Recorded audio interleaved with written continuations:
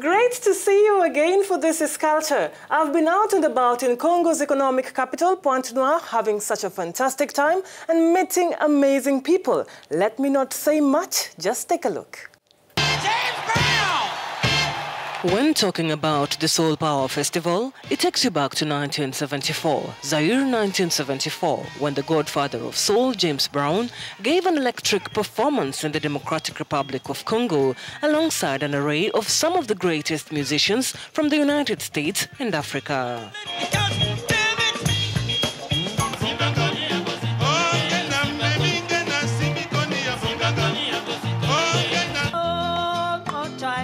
This was in the run-up to Mohamed Ali's big boxing fight against George Foreman to reclaim the heavyweight championship title. But it didn't end there. The festival is now being held mostly in the United States and right here in Africa. Pointe-Noire, the economic capital of neighboring Republic of Congo, plays host to this festival, now in its 5th edition. The 3-day event includes performances from local artists and international acts. This year's edition was graced by the legendary band leader and trombonist Fred Wesley with the new J-Bass band. You know, the band keeps the fire burning, and the audience keeps the fire burning. You know, when I get on the stage and the band hits, I all of a sudden I be rejuvenated. You know, and the audience applause. You know, it's automatic rejuvenation. So as long as the audience keeps screaming and the band keeps playing, I'll keep doing it too.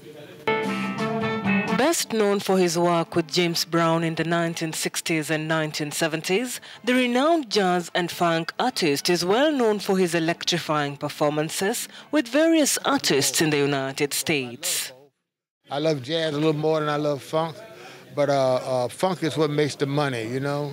I have a new album coming out. It's blues. It's blues. It's sort of funky, but it's a blues album. Got some blues tunes on it, like Big Leg Emma's House, Put on Your Red Dress Baby, Tobacco Road, you know, some great blues songs. So that's the little side direction I'll be going into.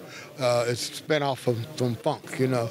But I still play jazz. I play jazz every chance I get.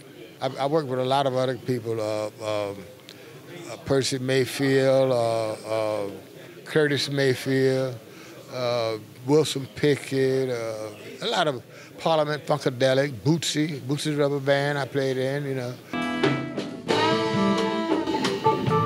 Performing in the country for the 2nd time after his 2014 performance, he says Africa reminds him a lot of the 1974 festival, which is still fresh in the minds of those who attended. But Wesley has some misgivings about the music industry today. Oh, you know, right now, the music that's popular now, I don't think it's really music. It's more production, more dancing, and it's still some music in it, but I think the real music kind of stopped back in the day when the Isley Brothers was singing and Marvin Gaye was playing, you know, when you had to put songs together to be a song, you know. But, you know, I don't understand the music of the day. I don't think it's really music. The new J-Bass band that plays alongside the greatest trombonist of all time consists of instrumentalists drawn from different parts of the world: Germany, Austria, and the United States. According to them, they find fulfillment in entertaining crowds all around the world with their skills and are not about to end anytime soon. And during the event, budding artists were also able to showcase their skills with the band.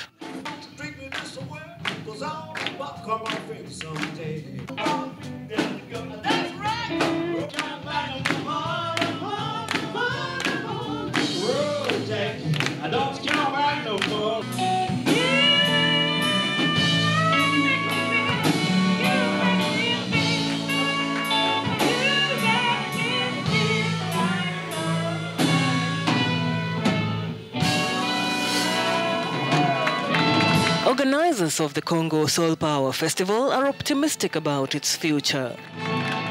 They hope to continue to bring great international acts to the continent for a moment of fun, just like in 1974. Yeah. Well, you know, I'm not the only one. There's a few of us still left, you know, but I'll be doing it as long as I can. The audience keeps wanting me and the band keep playing with me, I'll keep doing it. So there you have it.